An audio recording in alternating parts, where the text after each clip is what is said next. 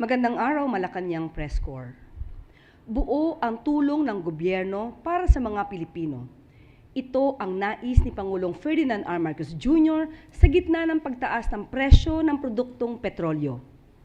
May tensyon man sa gitnang silangan, patuloy ang pagkilos ng pamahalaan upang salagin ang mga epekto nito alang-alang sa kapakanan ng ordinaryong mamamayan. Gamit ang whole-of-government approach, malawakan ang hakbang ng administrasyon upang pagaanin ang pasanin ng mga commuter, driver, consumer, at iba pang apektado ng krisis sa langis. Sa kanyang video message, ibinalita ng Pangulo na patuloy ang operasyon ng ating mga love bus nationwide. Libre po ang sakay sa mga ruta nito sa Metro Manila, Metro Cebu, at Metro Davao. Nariyan din ang 50% discount sa mga Blue Beep cards ng LRT2 at MRT3 mula March 23, habang ongoing pa rin ang implementasyon ng 50% discount sa pamasahe ng mga senior citizens, PWD at estudyante. Nitong nakaraang linggo lamang ay umarangkada ang iba't ibang cash assistance ng mga ahensya ng pamahalaan. Ipinag-utos ng Pangulo sa DOTR at DSWD ang pamimigay ng fuel subsidies, kung saan halos 100,000 tricycle drivers ang nabahagian ng pondo. Sa April 6 naman, magsisimula ang nationwide rollout para sa ibang transportation workers. Ang mga magsasaka at mangingisda natin ay may aasahan ding fuel subsidy at dadagdagan pa ng 50 million pesos ang pondo ng mga regional field offices para dito. Sinisiguro na rin ng pamahalaan na may mapagkukunan tayo ng mas abot-kayang fertilizer mula sa ibang bansa para sa tuloy-tuloy na produksyon. Pagdating naman sa mga bilihin, tiniyak ni Pangulong Marcos Jr. na stable ang mga presyo at walang mang-aabuso patungkol sa price or prime or basic commodities ay ibinebenta sa suggested retail price. Patuloy ang pakikipag-ugnayan ng pamahalaan sa mga manufacturers upang panatilihing mababa ang presyo ng mga bilihin para lahat ng Pilipino ay siguradong may makakain. Samantala, ongoing pa rin ang pagbebenta ng 20 pesos kada kilo na bigas sa 177 LGUs nationwide at pinag-uusapan na ang pagpapataw ng price cap.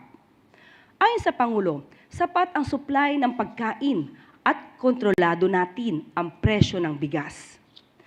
Pagdating naman sa enerhiya, sinusulong ng pamahalaan ang pagdaragdag ng kapasidad sa ating mga power grid sa susunod na 60 days.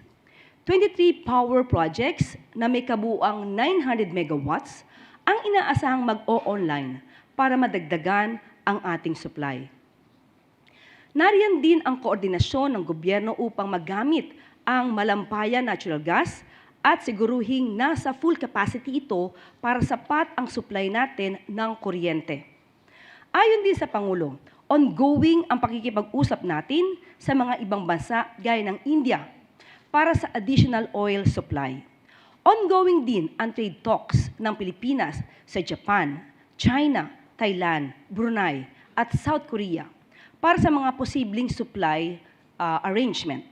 At dahil walang makatumbas ang buhay ng ating mga kababayan na naipit sa ibang bansa, masayang ibinahagi ng Pangulo na mahigit 1,400 OFWs at 334 dependents ang nakabalik na sa Pilipinas simula pa noong March 5 hanggang 17. Nakauwi na rin ang government chartered flight nitong March 18 na may lulan na 153 OFWs, 114 dependents at 50 stranded Filipinos. Ngayong umaga lang ay sinalubong ni Pangulong Marcos Jr. ang ika-4 na chartered flight na may sakay na 343 repatriates mula sa KSA, Kuwait, Bahrain at Qatar. Tinitiyak ng Pangulo na sa mga susunod na araw ay madaragdagan pa ang mga Pilipino na ligtas na makakauwi sa kanilang mga pamilya. Walang maiiwan, lahat pilit aabutin ng pamahalaan.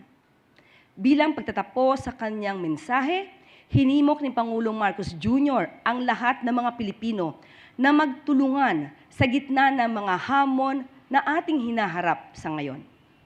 Buo ang paniniwalang na administrasyon habang buhay sa puso ng bawat Pilipino ang bayanihan, sama-sama nating malalagpasan ang anumang pagsubok.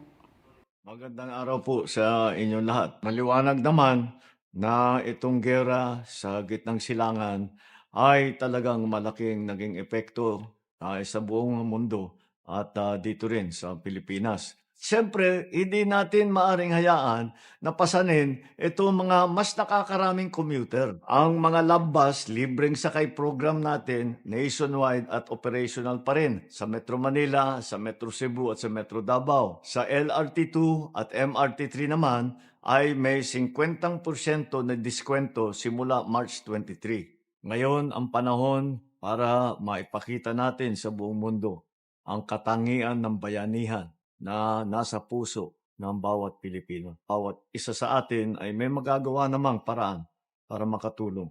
Pagtitipid man, pagtulong sa kapwa, o kahit sa pamamahagi ng tamang impormasyon at hindi pagkakalat ng fake news. Lahat tayo ay kailangan magtulungan. Alalahanin natin ang pagmamahal natin sa ating mga kababayan. Huwag natin kakalimutan na kapag pinabayaan natin ang isa sa atin, napabayaan na natin ang buong bansa. Asahan naman ninyo na nandito lang ang pamahalaan bilang inyong takbuhan at sandalan. Maraming salamat po. Magandang araw po sa inyo.